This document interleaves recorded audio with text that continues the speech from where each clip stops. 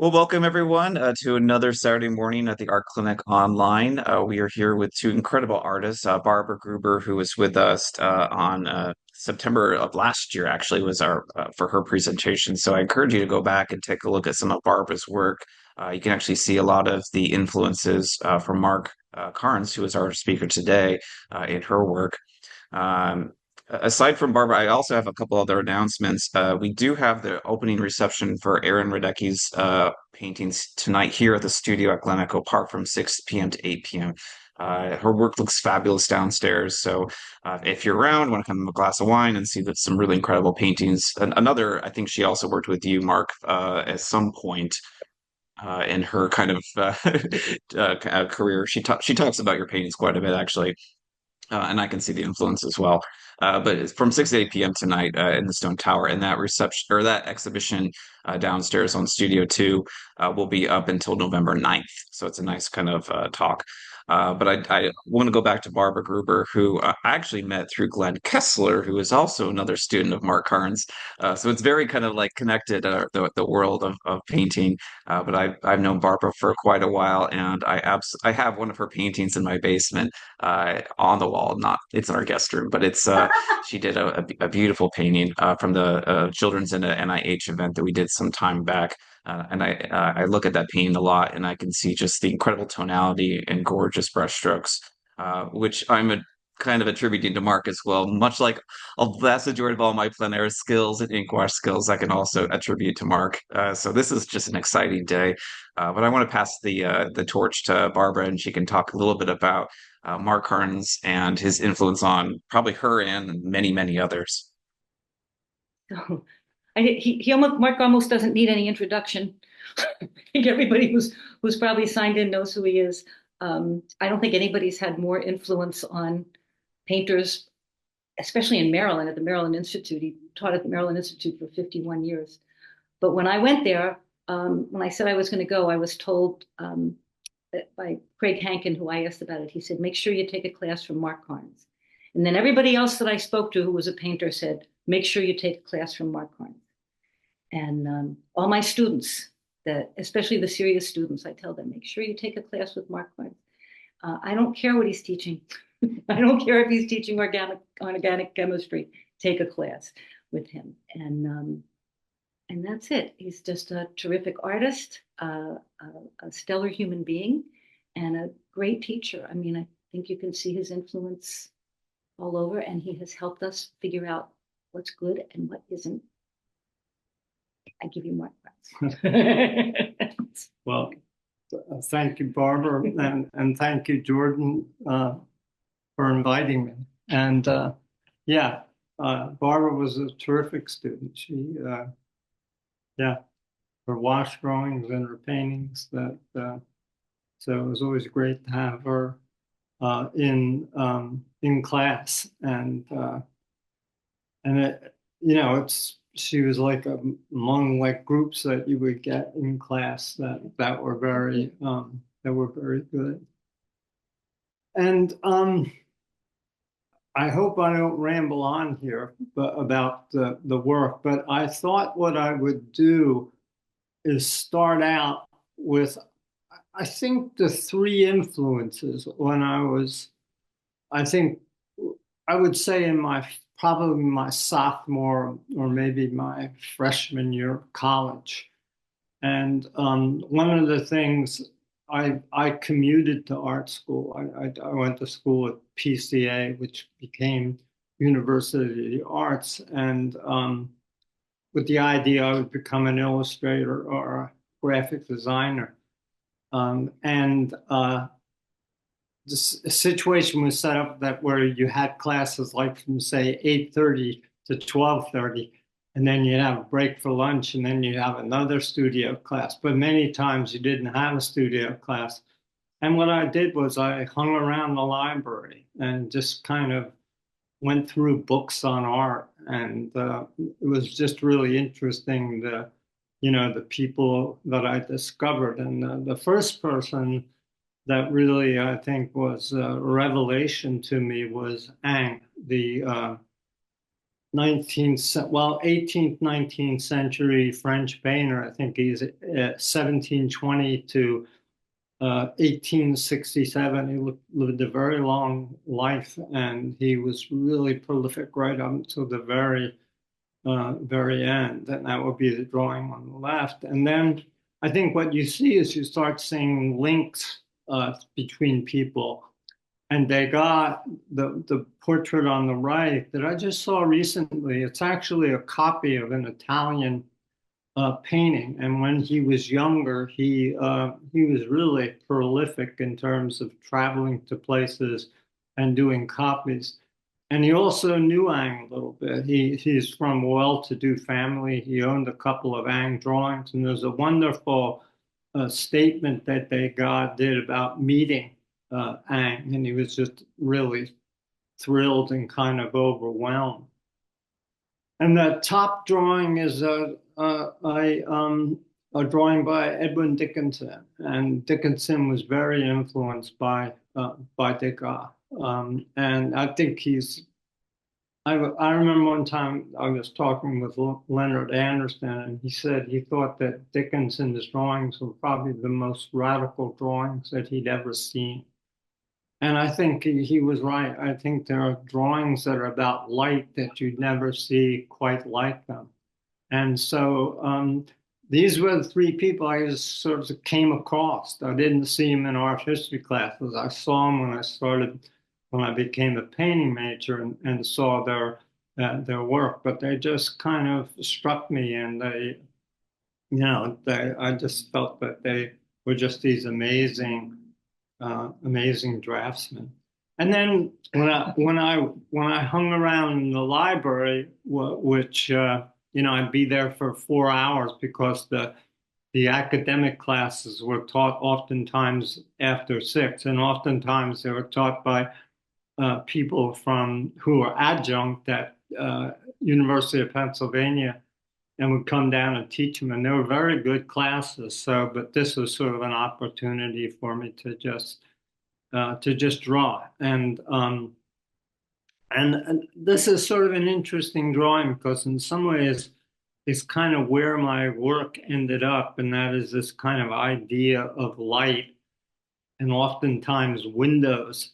And it was just kind of like I didn't have any ideas about it. I just thought these were interesting spaces, and then I drew them. And I think I was like a freshman when I did this. And I had, like most of you, I was interested in drawing and, building things and whatnot. But this was sort of the first time I just started, I think, formally about drawing. And let me just say, yeah, okay.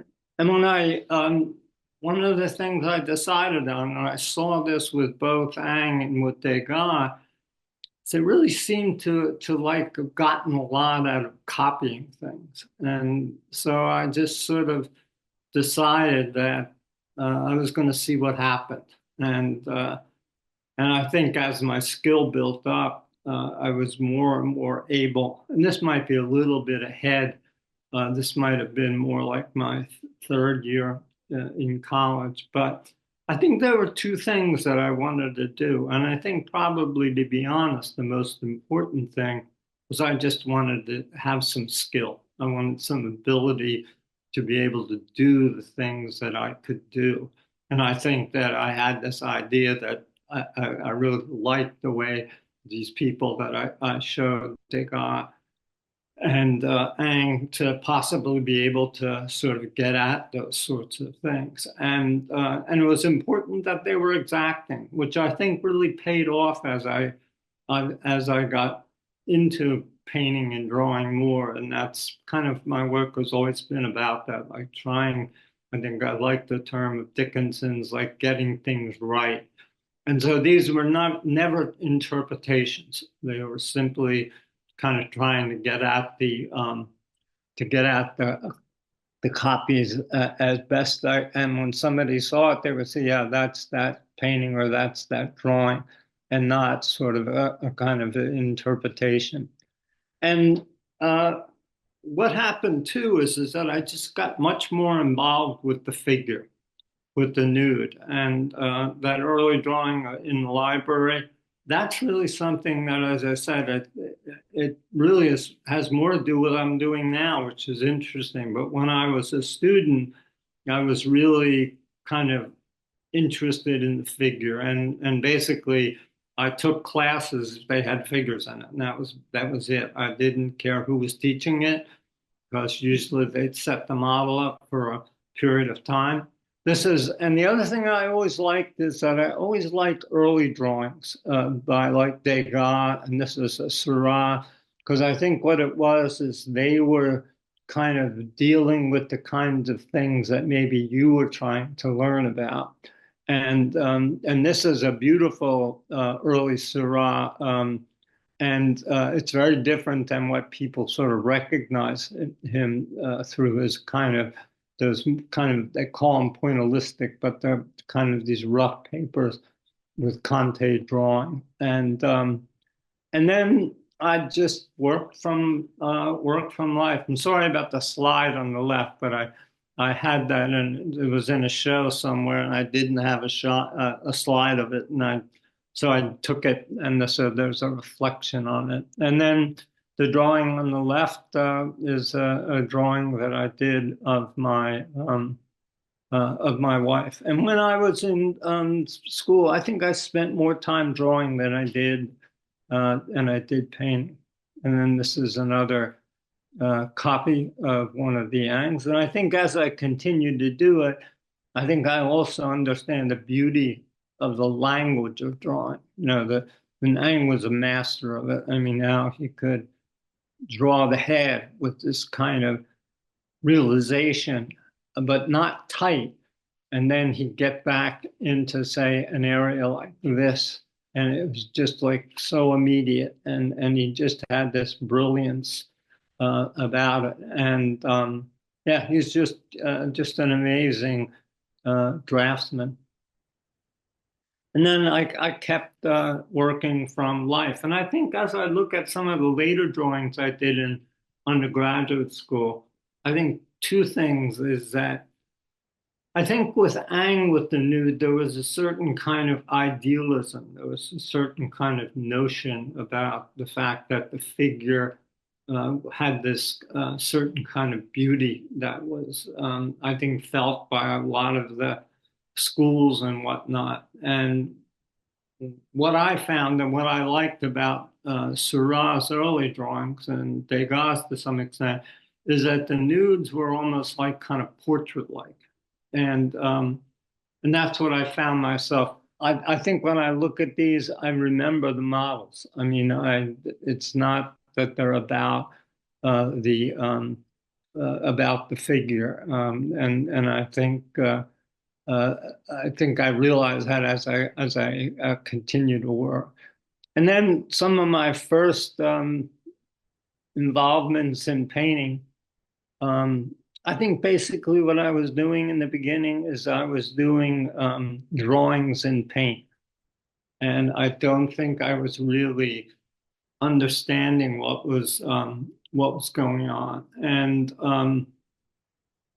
And this was, I think, at like my junior or senior year. And I spent a lot of time in this painting, and the model was there the whole time. We had a great situation where a close friend of mine and nobody was working from the models. We had a model 4 days a week for the whole semester. And so we do all these drawings and these paintings. So it was a great situation. But I think the drawing, which was probably like a 1 or 2 day drawing, and whereas the figure probably went on for a couple of months, but I think I like the figure. And as I didn't talk about it with the Seurat, but I like in some of these drawings the way I would leave things undone. And I didn't do it consciously, but when I look back on them now, I find them interesting. And then from here, I just stopped drawing completely. I didn't draw for a couple of years. And what I did was I I painted, in the beginning, I painted still lives. And one of the things I felt about the still lives was the idea that things would stay the same and that I wasn't having to deal with, say, the variations of models moving or whatever. And the other thing is that I oftentimes, at least in the first couple, I used artificial light. And that sort of, I think, in some ways kept things simple. But what I think I started doing is just also looking at the light. And I think I was looking more at people like Vermeer. I was looking at Chardin and I was looking at Corot. And I just started understanding this idea that I think with that figure I just showed you, it was almost as if the flesh was kind of the same color in the shadow. It's just that the value changed. And what I sort of started really thinking about that I found very beautiful about painting, but it was hard to sort of get it, was like in the ruler, you would sort of see that this was not, didn't have anything to do with the color that was in the light. In the same way, in many respects, to the wall and throughout the painting, this little box here, you know, this to this. And as I continued to paint, that's kind of what happened. And I think in this one, I always sort of liked the relief on this Wedgwood piece where it's kind of warm in the shadow and then cooler in the light. And that's sort of the reverse of what you sometimes think of if you think of Impressionism, the kind of relationship of the warmth and the light and the coolness in the shadow. But that's what I sort of saw the work going toward. And I really was interested in that. And I think I really had to stop drawing because I think the drawings that I was doing were very linear and very much about contour, and they didn't really help. They helped me in terms of getting proportions and things like that right, but they didn't help me with the idea of how edges get lost and just the sense of light that you see in things. And then this is one that I did, and I always remember doing this bowl here and sort of the sense of just finding the color and then the color here and just the kind of temperature shift that I started finding interesting. And then I moved to, and the sizes on these, I think this one is probably about 20 inches. This one's probably about 17 by maybe 12. And this is a very small one. It's probably about 7 or 8 inches. And this one's probably about 36 or 40 inches by 30 inches. And I almost, although this was in natural light, I almost did these paintings like still lives. I think I used to drive my wife crazy. We didn't have a whole lot of money, and I'd go out and buy these Oriental rugs and these chairs and whatnot, and set them up and keep them in the room, and they couldn't really be moved for months. I think this painting took me 7 or 8 months, but and I think when I did this painting, I did a couple more. I don't have slides of them, but I did a couple of figures that some of them were sitting in that chair. And then I sort of got to the point where I just didn't want to do these paintings anymore. I just sort of felt like I wanted to sort of get in, or maybe explore the other possibilities of painting. And so what I did is that I stopped doing these long-term paintings, and I started to draw again.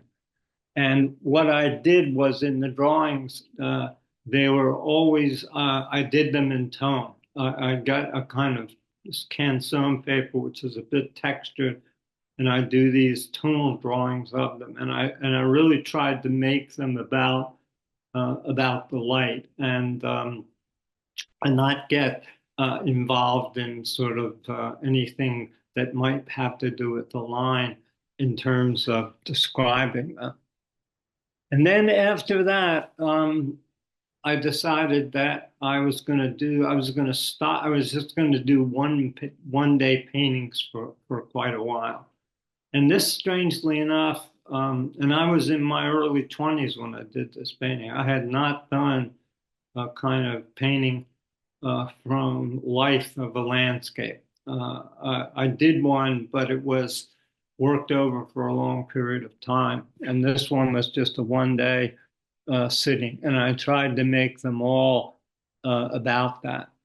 And then this is one of the nudes that I did. I did a series of nudes at this point. And I think the people that I was looking at, I think I was looking at a lot of Diebenkorn's paintings, the quick ones, not the ones that are more larger and maybe more, I think, kind of engineered in a certain way. And I was also looking at Matisse, particularly the Matisses from, say, about 1906, where we have Carmelina, and back to, I can't remember, but maybe about 10 years. And his student work was really beautiful. These still lifes that he did. And I think that was what interested me. And again, I started just getting interested in the color in terms of, how something could have a certain violet quality and then the flesh be warm, or the relationship of this to say this. And then I did one painting that was longer term. And what I did was, when I did this of my wife, and I did it during the summer, and I thought I was not going to do any long-term paintings, but I did this one. And I had applied for a Fulbright to Italy, and this was the last painting I did before I left. And when I applied for the Fulbright, I applied with this drawing, and I've always really liked Italian architecture and Roman architecture, and also the kind of paintings, that the early Renaissance paintings, like the Mantegna painting of the guy who gets the arrow shot into him, Saint Sebastian, and the landscapes in them were amazing to me. And so that was my idea. So I went over, I had a sort of photograph of the drawing, and I went down, and I was living in Florence. I lived in Rome for a while. Then I moved to Florence, and I bought like a 9-foot canvas, and I set it up in the studio. I was out in Impruneta, which is a town to the south, and I did this painting. I'm not crazy about this painting, because I don't think it has a whole lot to do with the way I think. I think it had a little bit to do with times, that there was a kind of neo expressionism where there was all this kind of narrative and sort of drama, and I thought, I'll try something like that. I mean, I shouldn't say I'm not crazy about it. I spent a lot of time on it, and I worked on it, but I just think that my painting's about being in front of things and kind of paying attention to things, and not about memory. And that's me. I mean, there are a lot of people. One of the people that I studied with, Sidney Goodman, I mean, he could do things from sources different and whatnot, and did some just amazing stuff. But when I got done with this painting, well, two things happened. One is that I got a National Endowment for the Arts grant, and I got another one too, and I took the money and I bought a house. I didn't use it for anything, because I didn't want to be like moving from studio or apartment to apartment. And So as soon as I got back, I put the big painting in my basement. I worked on it occasionally, but I just started picking up where these direct paintings I was doing. And this is just the studio that I used on the right to paint in, and then just looking out our kitchen door to the alleyway out there. And basically, well, and I did a lot of these. I'm just showing you two because I think I've taken a little bit too far. But after I think probably a couple of years of this, I started drawing again. And when I started drawing, I think these were influenced by Balthus drawings. I saw a show of his drawings, um, and he was just an amazing draftsman. And his landscapes, which I don't think people see enough, but they were like 40 inches or something. And his were in pencil, but these are in charcoal. And this is sort of across the street and from my house, it's row houses, and it's about 40 by 32 inches, so it's really it's pretty large for me.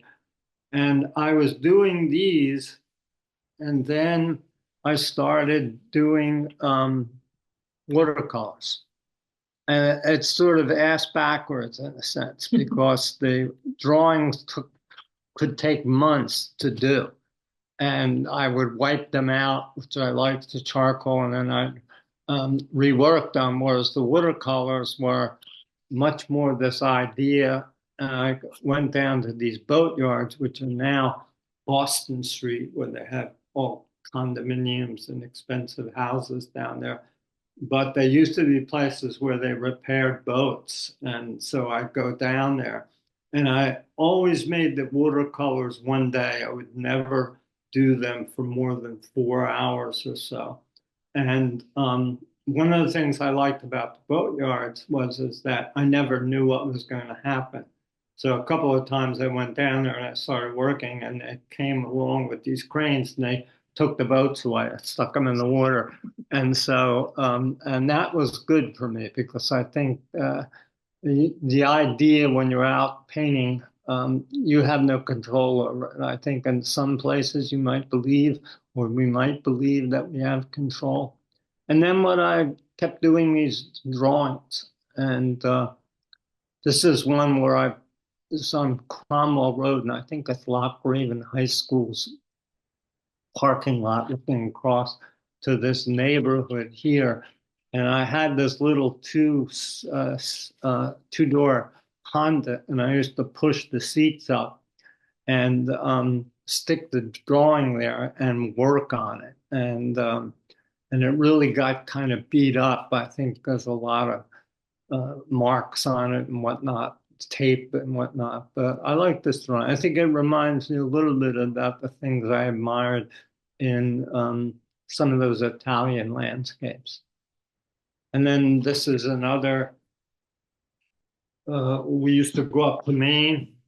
We still do, haven't been since the pandemic, but I used to go up there and for a couple of weeks maybe and do watercolors up there. And they were again only 1 day shots. And then this is another drawing, charcoal drawing of my wife. So right after this, she graduated from college and she didn't pose for me anymore. And then just another one of the watercolors.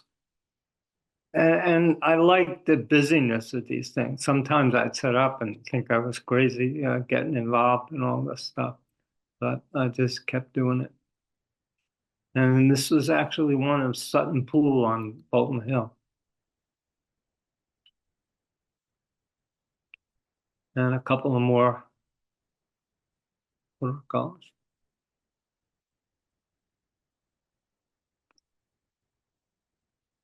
And these are the last that I did of these charcoal drawings. One on the left is my son Andrew, and the one on the right is my father. And I did one of my mother, and I did other ones. My idea was I was going to do like my family. I got to around three, and that was it. In fact, my son on the left, Andrew, I was working on this drawing, and I had to finish it from a photograph because my father uh, got ill. And I kept working on it. And one day he came into me and he looked at me, God, isn't that drawing done? You know, he was sort of complaining that I was working on it. So, but that was the end of it. I didn't do any more charcoal drawings after that. That's when I started thinking about wash drawings. And strangely enough, for 20 years, I hadn't done any still lifes. And for some reason, I went up to my studio and I didn't know what to do. And I just figured, well, maybe I'll do some still lives. And the still lives, in the beginning, I kept them to really 1 day shots, 4 hours, 5 hours, and usually in natural light.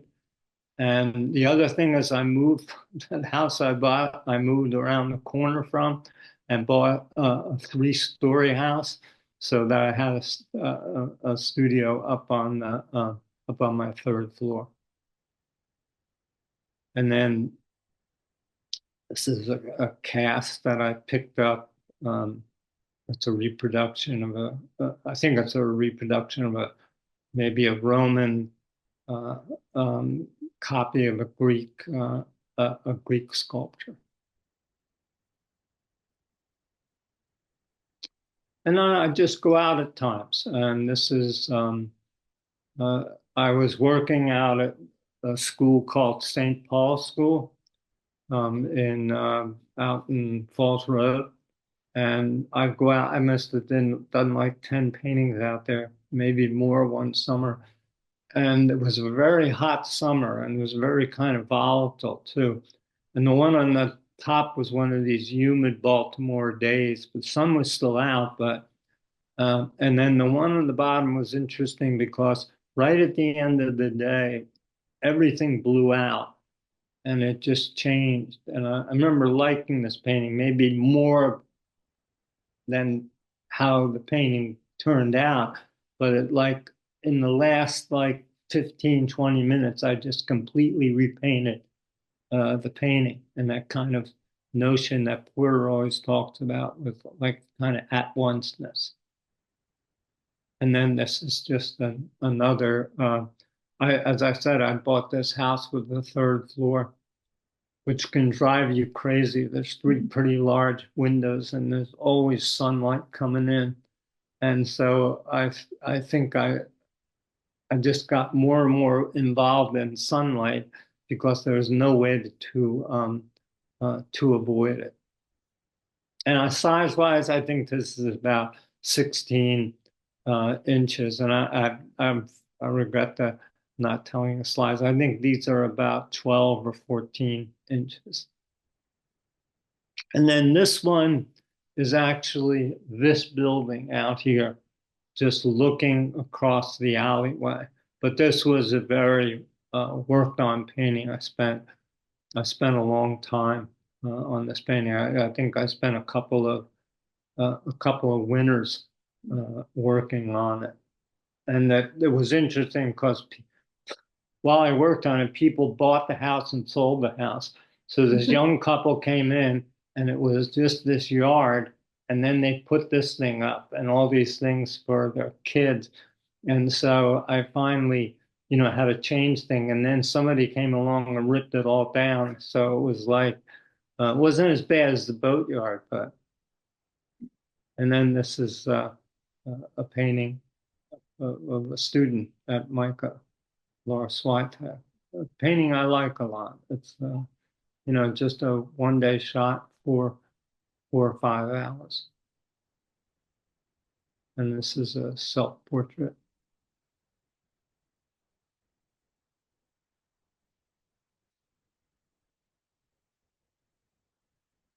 And then at this time, I started getting involved in acrylics. And people ask me, why did you start painting acrylics? And I have no idea.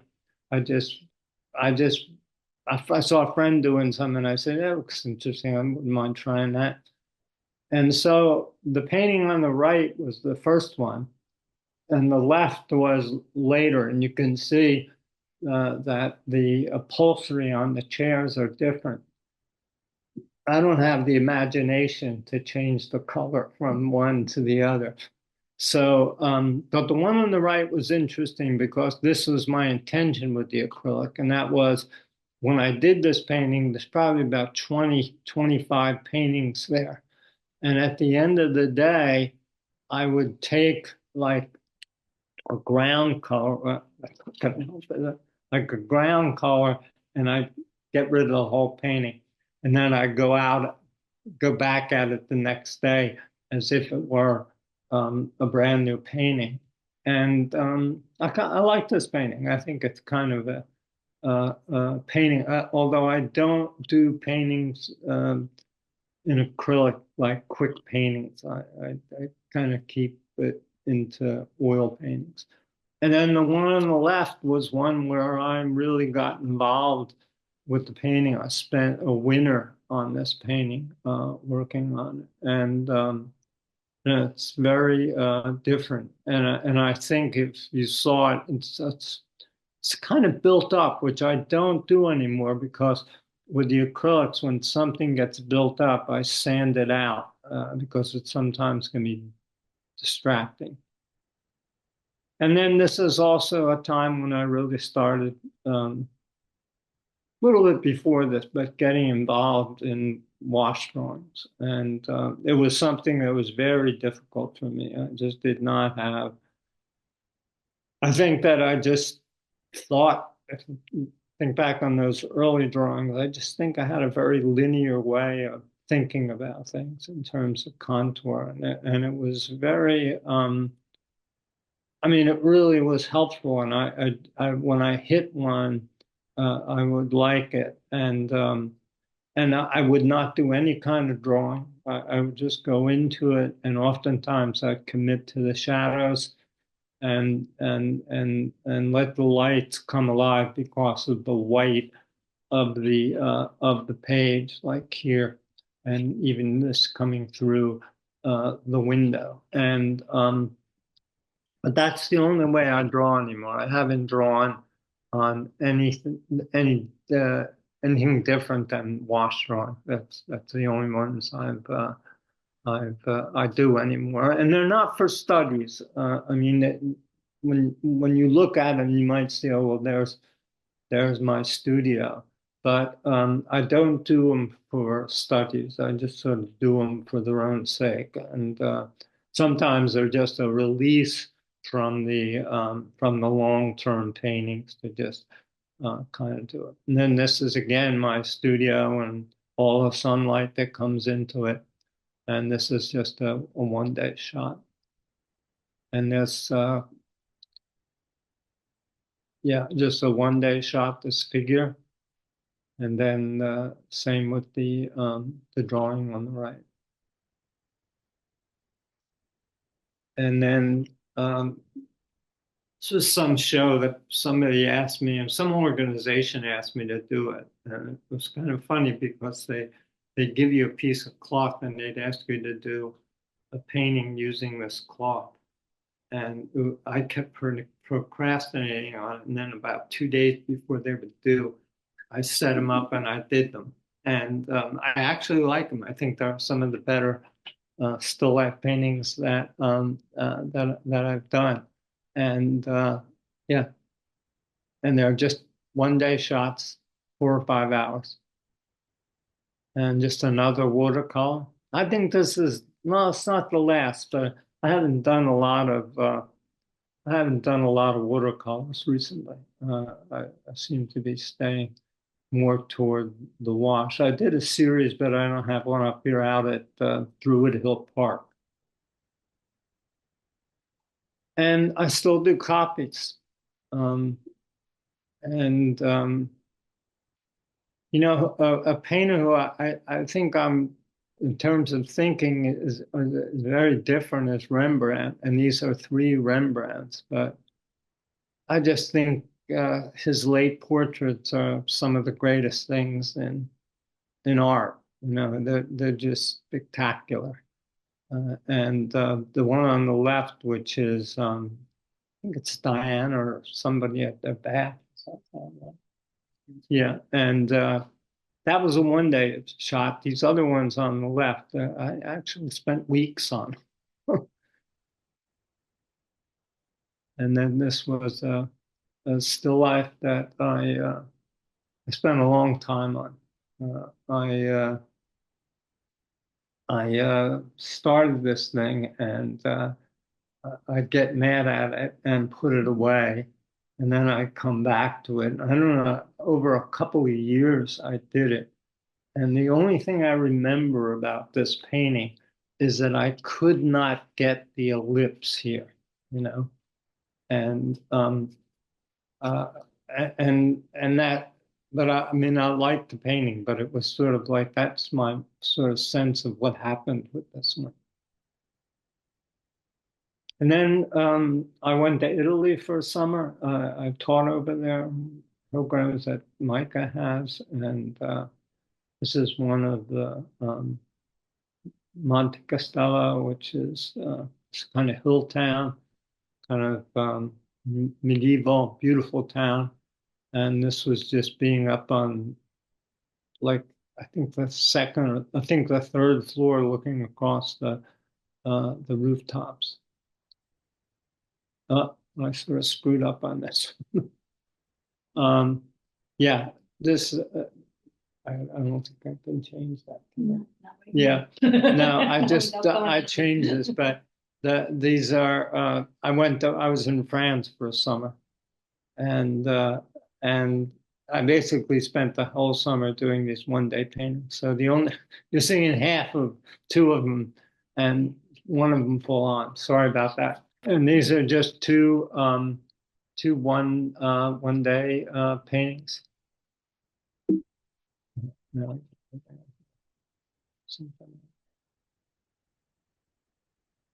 And then these are two wash drawings. And as I said, that's pretty much what I do when I draw. I do wash drawings. And both of these are one-day shots. And even though I showed you the two copies of the portraits, the Rembrandts, not mostly, always the wash drawings are one day. I mean, I just do them in one shot.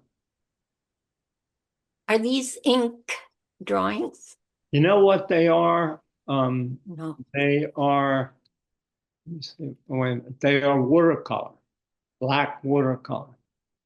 And I find that they are a little bit what you would call faster, meaning that the ink, I always found that it sort of shifts when it dries. And I find that the watercolor, it stays a little closer to when you put it down. But the earlier ones were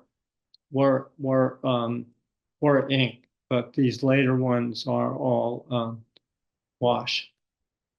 And then this is another still life that I did, which kind of tortured me for a period of time. It was again one of these paintings where I started and then I'd give up on it, and then I'd go back to it. So over a number of years, not working on it the whole time, but just kind of pulling it out and sort of saying, I think I'll work on this or I'll work on that. And is this an oil? Was that an oil? Yeah, good point. This is an oil. The only ones that I did, I should have made this, when I showed those two acrylic paintings, the only acrylic paintings that I do are of these long-term landscapes and these long-term interiors. But everything else is an oil. What's the size of that? I'm looking over at it. It's small. It's about the size that it's projected on the screen. It's about 8 by something. It's small. And I picked this cloth that was really strange. It had all this kind of different things in it, and you could never tell what it was. But I ended up painting it or painting them. And I showed you that's just a larger, a larger. That's the ink. I'm That, sorry. no, this is no, you're right. This isn't this is an ink drawing. Okay. And I shifted out of that. I showed that before. And then I mentioned that I did these, that the only acrylics I do have to do with the interiors and the landscapes. And this is, so this painting took a long time because I think I was talking to you about this. It's a really interesting painting because it's all these whites, and they can range from sort of what happens down here, to what happens sort of back here, and then on the couch, and then the sunlight coming in on these white curtains. And it was really just an interesting but hard painting to figure out that sense of the light. And I think this painting is like 28 inches by 26 inches, so it's about it's a little bit, it's about the size of that one I showed earlier, which I said I painted over and then redid it and painted over it. It's about that size.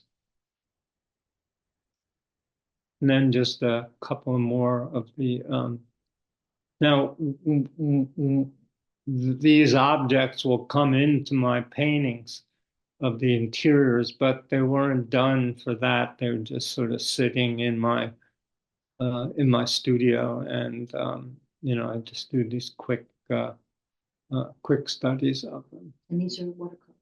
Yeah, these are watercolor.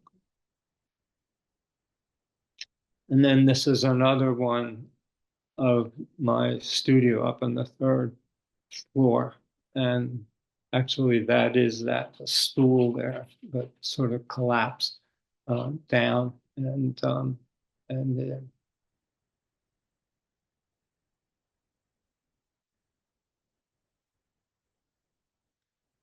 and this is looking from the Gateway building at the Maryland Institute out toward the Howard Street Bridge. And this is now a building owned by the Institute, but it was this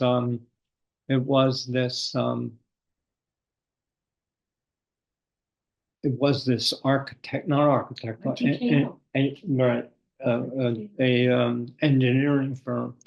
And then this is where the new school store is, right here. That's the top of it, or I think that is, yeah. And just looking at this was just a summer. This is not a very large painting. I was in. They used to let me use the rooms to paint from, and I used to draw on them and paint in them. And this is one of the. And the one thing that's great about an institute, the landscapes around it are just incredible. And yeah, and this was one of them. Was that acrylic? That I'm right. No, this is oil. Good question. Yeah. And I switch. I haven't, and probably in the last 10 years, I have not any of these long-term paintings. None of them are oil. They're all in acrylic. And then this is a figure painting that's probably about 30 inches, and a drawing, nothing to do with the painting. And this was a model. She was from China, and she was looking for work, and I paid her cash to model for me, so it worked out. She was a really good model. Is that an oil too? No, or acrylic? that's acrylic. Yeah. I think I should have done it in oil, but I didn't. And then this is these two paintings. I was in the Bunting building, and I was doing these two paintings, one of them in the morning, and that's this one. And one of them, I think the next one is in the afternoon. And basically they went from about in the morning from about 7 till 9, and then the light changed considerably. Although it was less, I think, a problem um, at times of the day. So, for instance, the Brown Center here, I mean, it really stayed pretty dark, even though the light kind of shifted in other areas. But it was really a kind of beautiful raking light, and so even when you got over to these buildings like this, you could see that it was being shaded by buildings that were in front of it. And yeah, this painting took a long time. I'm embarrassed. What's the size and medium of this one? This one, they're 16 inches by square. Both of these are 16, and it's acrylic. And the one thing is that I think what helped about the acrylic was just easier to kind of store it someplace, and it was dry. And a lot of times I took it home with me because I was afraid something would happen to it, and I could just put a like cloth or something over it so I wouldn't bang it up. But I like this painting.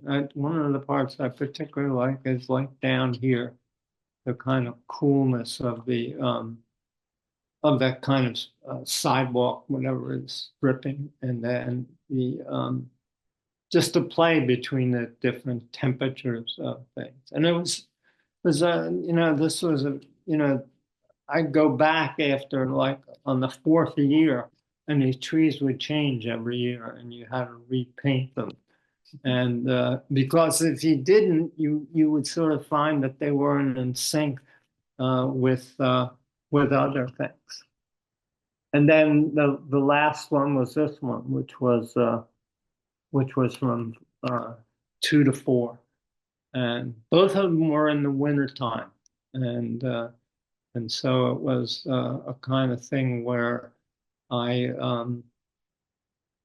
didn't paint them in the summer. So I mean, I had a pretty good window of time to do it, but the light would shift, and this one maybe more so for me than the other ones, because when I started this painting, it was early, and the Brown Center was in shadow being thrown from the main building, and then it just started shifting the light, and I just kept shifting with it, and yeah. And they, both these, I think I said this, but both of these are 16 inches. 16. So, yeah, they're a pair. These seem like very low key, or is it my screen? No, I have a lot of background light, so it could be that, but it seems like a very low key painting, like a lot of darks. Yeah, I think you're right, particularly maybe this one. Right. Yeah. Right. Yeah. Yes. No, I think they're very tonal paintings. No, wow. They're amazing. Yeah. Well, thank you. When I was doing these paintings, my wife, who's she's a visual specialist for Hartford County school system, and she was looking at him, and she said to me, "You got to get your eyes checked because your paintings are getting darker." And so just recently I went and had she thought I had cataracts, which I didn't. My eyes were fine. But yeah, I said and then not to make excuses, but I was also in the Brown Center, which had tinted windows, which was probably not the greatest idea. But yeah, yeah. I like both. I love them. Yeah. And the acrylics also darken when they dry. So I wonder if that's an effect or. I think, there's a lot of limitations with the acrylics, and one of them is that the way colors dry when you put them down, and that's not the case with with oils. So, but I was painting this in a hallway, not a hallway, stairwell.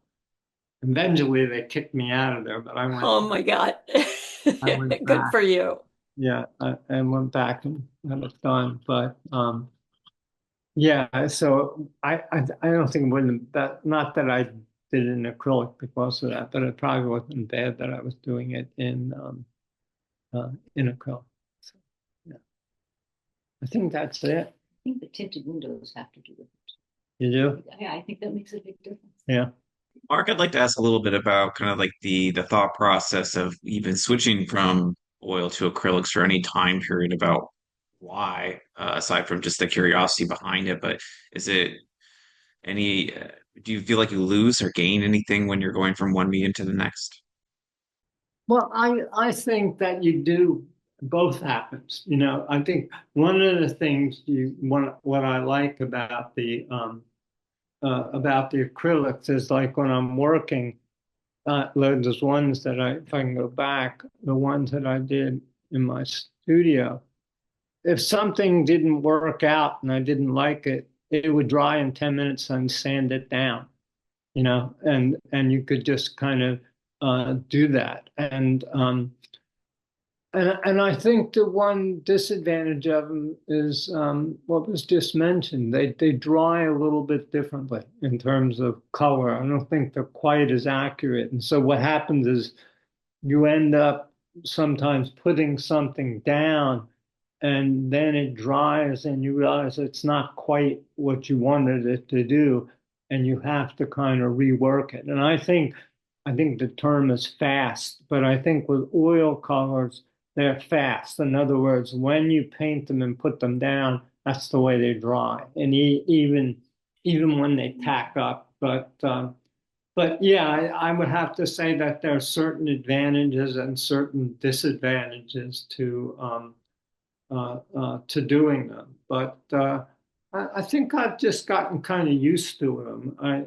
I think it's probably not a bad idea, although I never did this for this reason, but to I paint in oil paints and the smell was all over the house and whatnot. And with these, you don't get that. Although I still paint in oil, but I don't do it for long periods of time.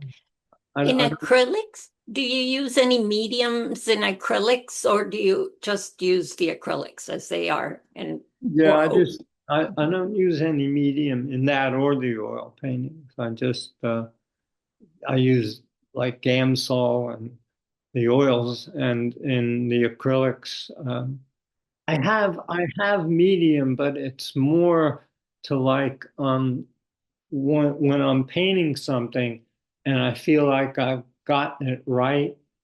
And what I also do with these, I don't know if you can see them. Let me see if I have.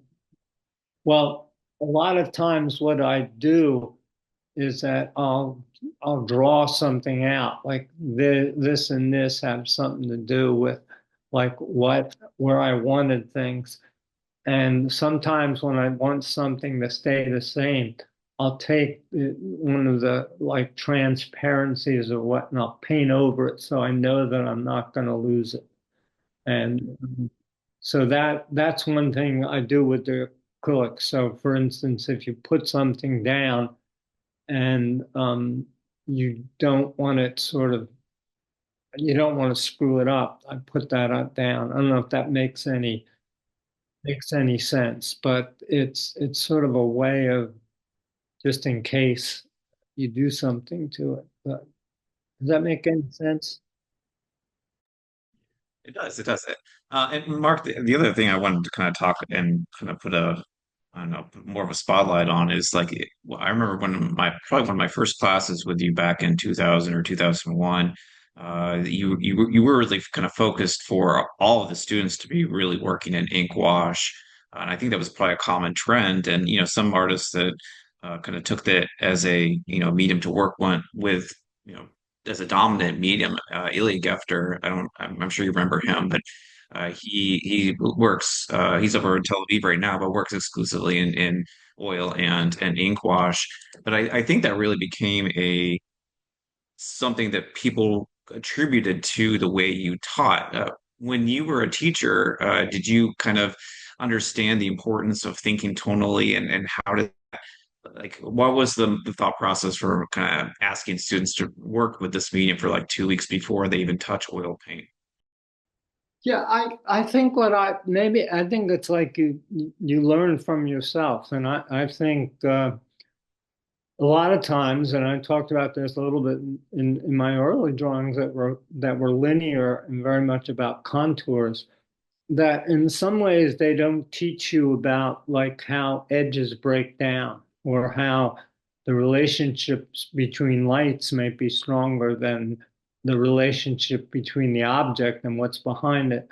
And so why I had them do it was the idea that I think the thinking in wash drawings is much closer to painting because you're sort of thinking about it in terms of like shape. And what's interesting about it is that I used to teach it in a life drawing class, and when I started, they'd all complain to me, and I got the feeling next week I'll come in, there'll be 10 of them and whatnot.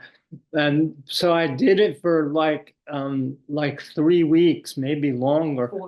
4 weeks. And the interesting thing, by the time I got done, and then I shifted in to dealing with things in line, they were all mad at me because they wanted to keep working with the wash.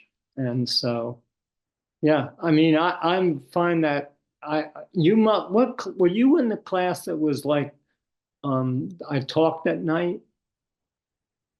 It was both the Yeah, figure and the landscape paintings were the all-day classes that I yeah, took with yeah, you. yeah. And But I that was, remember being one of those students who would complain about using ink wash. And I was like, why are we still doing this medium? I thought this was an oil painting class. And then fast forward to like when I moved to Japan, it's like, oh my God, all I needed to do is ink wash, ink wash, ink wash. And I did it for 3 years straight while I was living there. And I was so grateful for all the skills that you taught us in ink wash. I was so grateful. well, you know, I think it is too, is that some people are really natural at it. I mean, I saw your work and you seem to be very natural at it.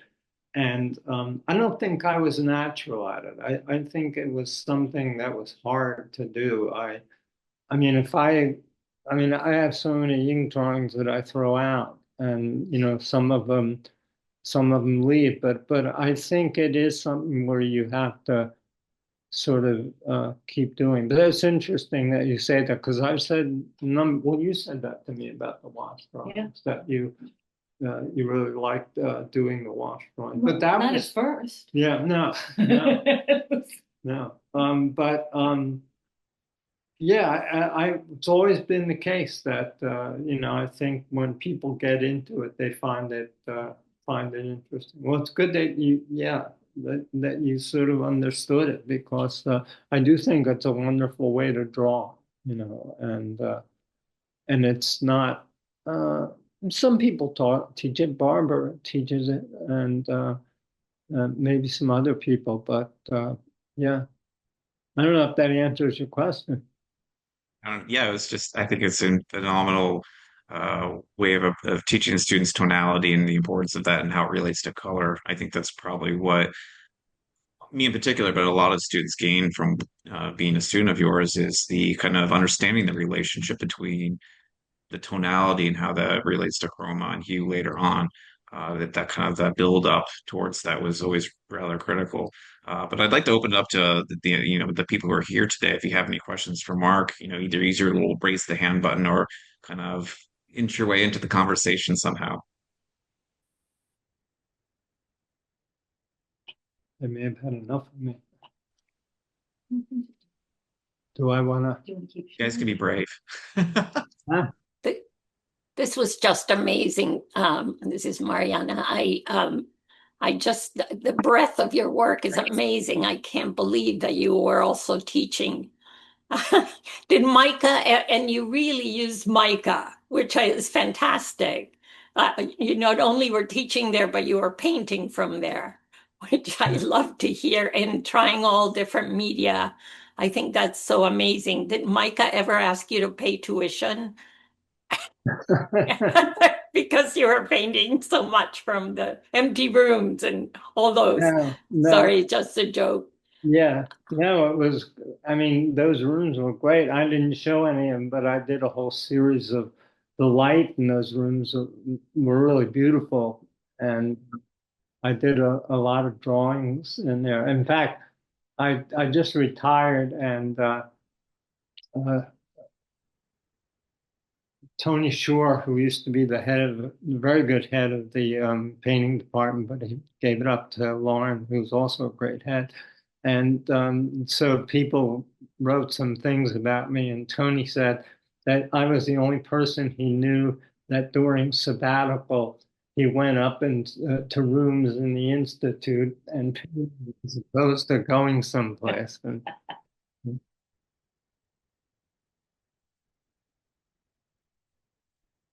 Rita's in the chat is asking what kind of acrylics you use, soft body, fluid, or if you can say something about that. I think, well, I don't think I use different kinds. I use Winters Newton, I use Golden, and they're just in the tube, which I guess is heavy body. Yeah, I think so.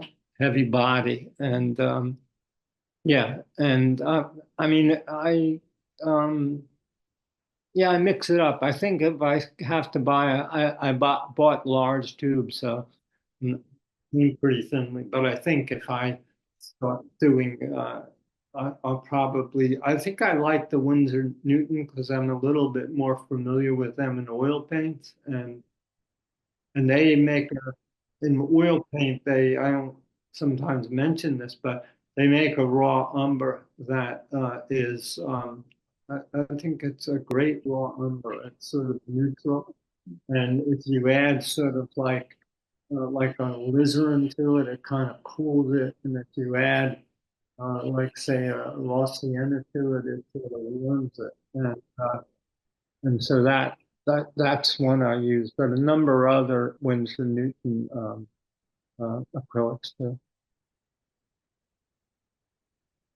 Mark, so for the record, I loved ink wash drawing the first time I did it with you. But if you could just touch on what kind of weight of paper you're using in the later wash drawings.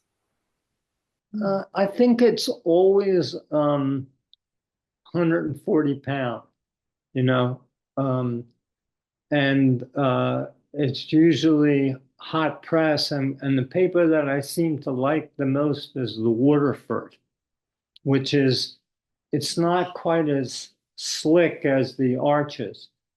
And yeah, but it's sort of like the I think that's the right. I mean, there's different ways they say it through grams or through weights, but it's the 140. And I used to, when New York, what was that supply store up in New York City? I can't I think remember. it was New York Central Paper.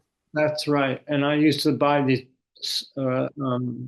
pads from them that were Sanders pads, and I still have some of them, and I have enough sheets, but they're 140. What you do a lot of wash drawings. Why did you ask that question? Well, I work on 140 hot pressed as well, but for some reason, maybe I misunderstood you. I thought at one point you were working with 300 pound, but maybe you meant 300 grams, which equates 140 pound. Yeah, that's right. That's right. Yeah. Well, you know, the other thing too is that I don't know if you remember the two copies that I did of the Rembrandt heads. Yes, yes. Yeah. And I think because I've got this thing on my hand, I make mistakes more. And what I do is the 140, if something doesn't work, I sand it out, you know, and try to get back to the weight of the of the page. And in those two drawings, particularly the top one, That's what I did. I try not to do that, but sometimes just screw up and want. And I've even thought like because I've been sort of sanding things a little bit more, buying some 300 pound paper so that if I end up having to do that, I can sort of take it out. Yeah. Does it make the watercolor sink into the paper more when you sand it, or does it kind of maintain its smoothness? I think it. I think with the sanders because it has a little bit more. It's not quite as slick. I don't think I've ever found that in terms of doing it. But I mean, I've done times where I've sanded a hole into the paper, so that doesn't help. But I think it does affect it a little bit when you put ink back down. There's a little bit different feel to it. And I don't do that often. I just do it when I'm working on something maybe long term. Mark, when you go to the studio in the morning, like what keeps you going? I remember talking to Ephraim Rubenstein, and he was just saying that, just getting that perfect color mixed on the palette was the thing that kind of keeps him painting, keeps him going to the studio in the mornings. What keeps you going? Um, a lot of times because of what I did the night before, and I just want to get back to it and sort of try to. I don't know if the right term is fix it, but get it right. But I think what it is that I go up to your studio and sometimes you don't feel like it or you just sort of feel like oh, and you just start looking at the painting or you start looking at the thing you're painting and that usually it works for me. And I think I've just been, I guess, kind of blessed with the fact not a great believer in free will. I just think it's, I just had the ability to kind of keep working on things for long periods of time and whatnot. And so I never had too much of a trouble kind of kind of getting up there. But a lot of times it is that you sort of feel like you just didn't get something, and you go up and you kind of work on it. Can I ask a question again? Can I ask you if how much did teaching for along your career help or hinder your work? Well, I don't, I think, when you teach at a place like the Maryland Institute, the thing that one thing happens is that you just are amazed at the students there. I mean, I didn't talk about this a lot, but I don't think that I was a natural painter. I think when I first started painting, I really struggled with. I still struggle with it, and when you go to the institute, I don't know how many times I've had students who've done this work, and I'm just kind of amazed by it. I think it looks a lot better than the things I see when I go up to New York or not. So I don't think. I think if anything, I've had students who are so good, and I go home and say, Jesus, I better start working on these wash drawings because they're not quite up to par yet, or whatever, and the other thing is I've usually only taught 2 days, even the one that I taught with Jordan. That was a long day, but it was only one day, so I would teach. I think the class went for 6 hours, and I taught at night, and that was a 2 credit class. So there's been very few years that I've taught 3 days, and I think that's been really helpful. And I think the other thing is that that I found with teaching too was that I have a certain kind of freedom. When I showed you that one painting in the beginning, it was an interior, and it had sort of an oriental rug in it, and I took it up to a gallery in New York, and I remember the person saying to me, "Well, if you did a bunch of these, I could give you a show, and I went home thinking, boy, I'll do a bunch of these, and I'll make a little bit of extra money."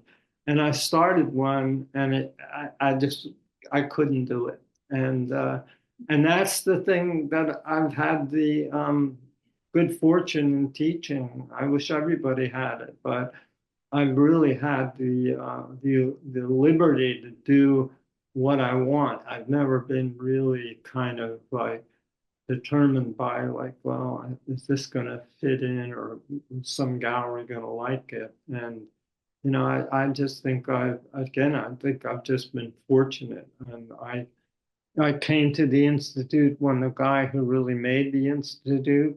A lot of people don't hear this, but Bud Leak was the president, and Bud liked me, and I was 23 years old when he hired me, and I didn't know what the hell I was doing, and Bud just kind of said, "Well, just go in there and tell him how to paint," and I did that, and then I mean, the institute is really was a remarkable place. I think they've lost a lot of the people but when I came there, and after I left graduate school, when I think back on it now, it was just a much better school than where I went to graduate school. It wasn't any comparison to the people that taught there, the painters and sculptors that were there. They were a remarkable body of people. You had like Jim Hennessy, Ann Tabachnik was a really good painter. Sal Scarpita, who did these really interesting sculptures of sleighs, and it was just a really rich environment. And I just think that the students that came there found that out and knew it and took advantage of it. When I was there at the time, Hennessy, I guess when Jordan was probably there, I mean, you had like a whole group of people that you could take for like figurative painting, and it was just a really amazing school. I don't want to go on too long about.